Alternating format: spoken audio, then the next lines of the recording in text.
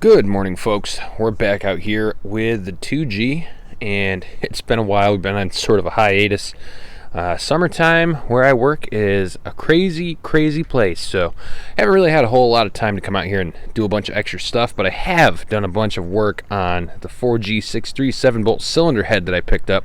And if you guys are interested in any of that, I've posted some updates over on Instagram at Today's Project Guide. You can go over and take a look at those if you want to, and see some of the progress we've made on our first ever port and polish of the channel. Not a crazy port, but definitely fun. I've gone through and gasket matched a bunch of stuff and yada yada. Go check it out. But anyway, today, if you guys have been watching along, you definitely know that we have been battling a horrible brake squeal issue, and it's gotten crazy. I've gone through the entire front end on this thing. I've bled the brakes numerous times. I thought maybe it was because my driver front ABS sensor's out, but I know that the 2Gs, if your ABS goes out, it reverts back to non-ABS brakes.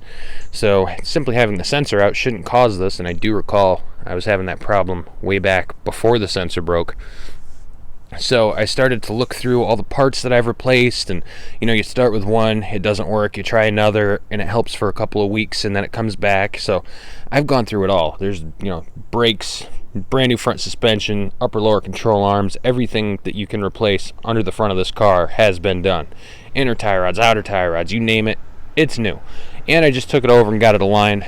So now I think I've solved this problem. I think I found my issue. That little box sitting over there on the red stool, that's going to help us out today. Let me show you what I got. Alright, so this is a Entric Parts OEM replacement. Here's the part number if you guys end up wanting to do this yourself, and you can see from the name on the box, it is a brake master cylinder. Now, I went through this, like I told you, and I started replacing everything. I couldn't figure it out. And then I saw this video, on YouTube, and it clicked. The one thing I didn't check, like an idiot, was my brake master cylinder. I guess you live, you learn. Alright, so in here, put my little pocket knife away. We've got some paperwork, and then we have our OEM replacement. And this is the OEM replacement master cylinder for vehicles equipped with four-wheel ABS. There is a difference, and it's just the bore size of this rod that goes through here. It pushes a little bit. I think it pushes less fluid, and the non-ABS one pushes more fluid for more fluid pressure to the wheels. Could be wrong. I think that's how it works, though. But if you guys are looking, make sure that you look for the ABS equipped if you have ABS, non-ABS if you don't have ABS. It's a specification. It should be down on the bottom of the sale. But this little guy has been causing me some hell, and I did a couple of tests to verify that this was actually the issue. And I had one of my friends over here the other day taking a look at this stuff with me, and basically how it works is when you press down your pedal, your caliper, your piston pinches the pads, and everybody knows that. Basic brakes. It's when you let your foot off the pedal that the master cylinder falls back and relaxes the caliper by allowing the fluid to run back up into the reservoir through the second line and take the pressure off the system. It's brake pedal rebound, I guess. It's the clamping when your foot goes on and then you let off and it opens back up just a smidge. And in my case, the pads keep staying held on just a little bit. And normally when you have extra fluid or extra pressure left at the caliper, it's either caused from a bad seal, or some corrosion or something on the piston itself inside the caliper, and you need either a new caliper or a rebuild. Or I've seen it actually where people have taken their brakes off to replace the pads and they've spun the caliper around, twisting a little loop in the rubber brake line that goes to their caliper, and that causes a pinch point, so pressure gets trapped in the caliper and it holds them tight. Well, none of those are the issues. So I actually took a look down on the floor. I started messing around under the dash thinking maybe the pedal adjustment needed to be messed with. None of that's the case. ends up being when I push the pedal down with the brake pads out of the caliper, you can actually take your foot off after the caliper pinches down on the rotor. You take the pads out of the rotor and you let the caliper pinch down.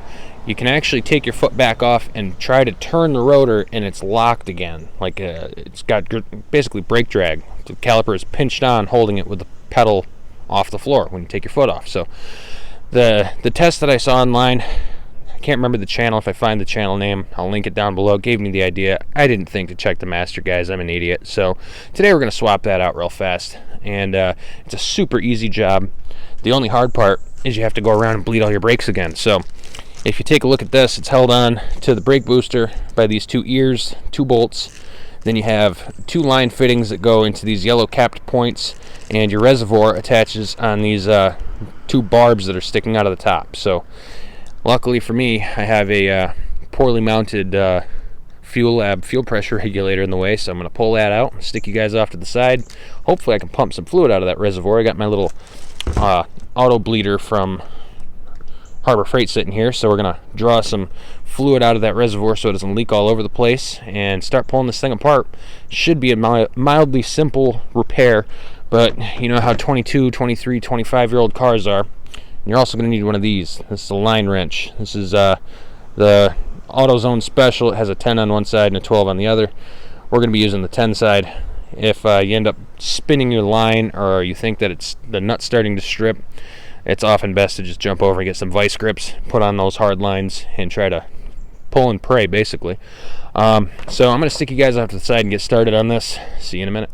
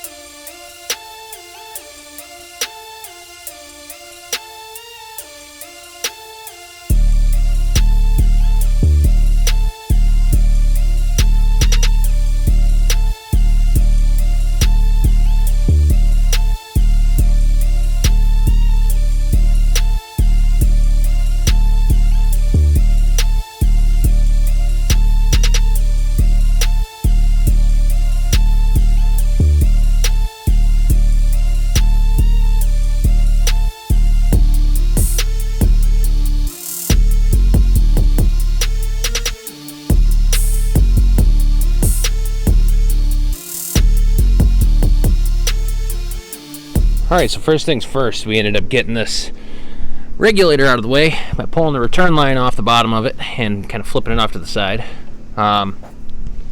This is both of the hard lines that have to come off the master cylinder. Those are both sprayed with WD-40, so hopefully they come out and it's not a fight, but I think we both know how this is going to go. It's pretty cruddy down there, so I took one of the brake fluid reservoir lines off and just spun it upside down. I had it pinched shut, and I stuck the bleeder in the inside of the hose and pulled the rest of the fluid out of the reservoir so it didn't end up making a huge mess, if you're curious as to why that's just hanging there now. So as you can see, there's just the two lines. You have this top line here and the top line in the rear. And once we get those unscrewed, all we have to do is remove the two 12mm nuts that are down on the back of the booster. I know the booster's fine. I've checked the vacuum against that. There's actually a line that runs to your manifold if you guys are ever curious. This big line right here in the back, that twists down. That has a one-way valve in it that allows the booster to pull vacuum, and when you push the pedal, it's more or less a brake assist. The diaphragm holds vacuum into the brake booster, and that gives you a brake assist, so it's easier for you to press the pedal to the floor. You get better braking out of it. So otherwise you'd really have to stand on your brakes to get the same stopping power that you get with the booster. Although you can delete it if you need to, if you can't find one and it's broke. I'm going to keep mine. I daily drive this thing. So I got to run to the parts store, get some brake parts cleaner and another bottle of brake fluid, because I'm a genius and just tipped mine over on the ground and there's a big puddle under my feet. So I'm going to go ahead and grab some more of that. I'll be right back, guys. In the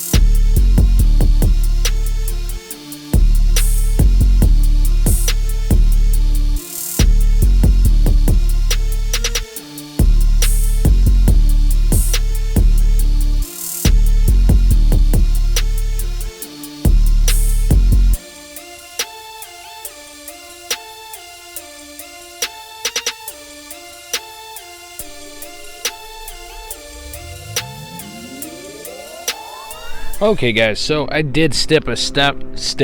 I did skip a step. I just wanted to show you guys where I'm at. So I used a little, well, let's start here. We got our lines off, right? Of course, these things were on there really well. They did not want to come off with my 10mm line wrench. So what I did was I cleaned them out with a little brush, all the fittings first. I scrubbed around them, see if I get any of that surface rust out. Then what I did was I used one of these, a little mini torch. I use this when I do electronic stuff, wiring, all that, for heat shrink. It's great. I carefully heated the nut, and on both sides, this is a plastic top, so you got to be careful. I did melt the edge of that one a little bit, but whatever, it's getting replaced. I just heated it up very carefully with my little torch here. The front one cracked free with the line wrench, no problem. The rear one here was tough, so what I ended up doing, instead of trying to fight with it, I just reached down in there with a set of vice grips, clamped onto it nice and straight, and I got it to break free. One other little tip I want to throw out to you guys is guide the fittings out. So there's tension on these. You can see that's where they want to naturally rest, is off to the side. So there's a little bit of sprung energy in these lines, so they're trying to push away. When you unscrew them, you don't want them to tilt off to the side and hurt the threads at all. So just lightly pull up on them as you unscrew the nut on these, just to kind of guide them out of the hole so you don't cross thread anything or hurt anything. So I don't want to be replacing lines today. So next, all we have to do, sorry for the shakiness, it's a fun angle to get. All we have to do is take out that 12 and that 12, and our brake master cylinder should come right out. Then we can move on to getting our new one prepped and ready to be installed. All right, boys, we got our old master cylinder pulled out. This thing had a bunch of fluid inside of here. I just blasted it with brake parts cleaner. Kind of stupid. Should have showed you first, but what can you do? Anyway, side-by-side comparison. You can see that these parts are the same. One's just newer. The main difference I noticed is this has a little port on the side of it here, where this one has a little, I think it's a drain on the bottom possibly. I'm not sure what that bolt's for, to be honest. Post it in the comments if you know. But we've got a couple of plugs sitting in the top of the new one, which we're going to utilize, because just like when we do our clutch master cylinder, the brake is no different. You want to bench bleed it a little bit first. So the best way to do it is to get a screwdriver that fits carefully into the center of the bore here, and you're going to reach in there after you take one of these plugs out. You're going to put some fluid in the top here, and you're just going to slide this back in a couple of times, and you're going to pump it, and that's going to relieve all the air pressure that's on the inside of here. We can fill it right through these holes right here and put a plug back in afterwards, and hopefully we don't have to worry too much about fighting with the bleeding after we're done with this. So I'm going to carefully pour a little bit of brake fluid in here through this hole here, pump it a few times, put the plug in, and then we're going to slide it back into the car and bolt it in. Get ready to basically finish this job up.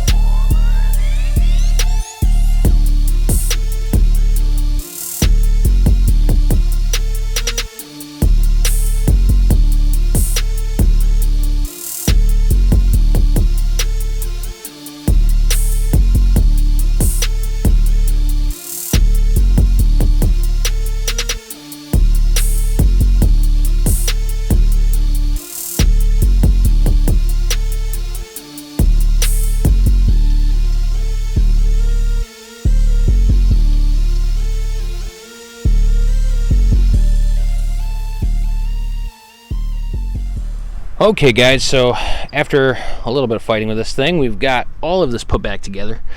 I've got the reservoir back in, put some fluid in it. I got my lines nice and tight down here.